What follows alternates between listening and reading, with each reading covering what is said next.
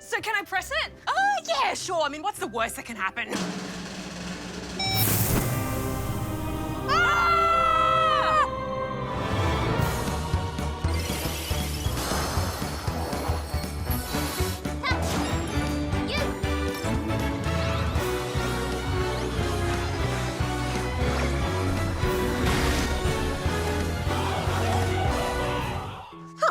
Okay. Balan Wonderworld is many things. It's a platformer, it's a musical, it's a sports game. What I'm saying is it's doing a lot of things, but is it doing them well? I found myself making that noise quite a lot too. That and Things kick off pretty quickly when our hero meets the mysterious figure with a hat for a head, Balan, who transports them to this ultra-colourful, dreamlike fantasy world. From a small floating island, home to the adorable Tims, you're able to go between the themed worlds that make up the bulk of the game. Within each one, you collect costumes with special abilities to help solve puzzles and get around, making your way through till you get to the final boss. It sounds pretty simple so far, but there's a whole bunch of weird design and story choices woven into this little package. You can say that again. The big one for me is the controls.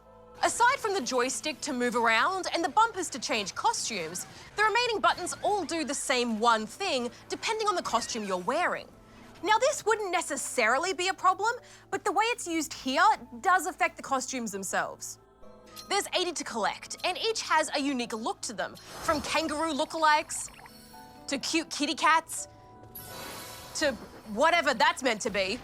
And all have some kind of ability, whether it be offensive, like shooting blocks of ice at enemies, or evasive, like being able to cross large distances or teleport through walls.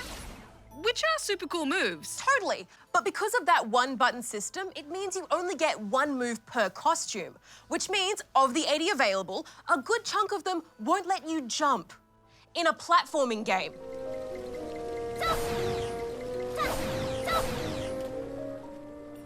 That's like if Forza tried to get you to race but took off a wheel first. And on top of that, if you get hit or fall, you lose that costume and you either have to backtrack to unlock it again or just hope you find it later on in the level.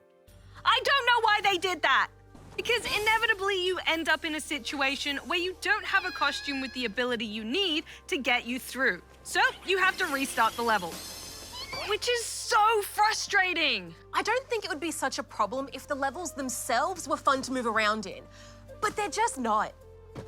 They're very colourful and there's lots of personality woven in. I especially liked the chess world and the Winter Wonderland. But there's no real challenge to them. It's more like a series of inconveniences and roadblocks getting in your way. There's also a handful of these golden Balan statues on each world that you need to collect in order to unlock further levels, which sometimes means having to go back and replay those sections with costumes you got from other worlds in order to reach them. And that back and forth very quickly ate away at my patience. You and me both. You can gain up to 3 Balan statues in boss fights by working out the 3 kinds of ways you can attack them.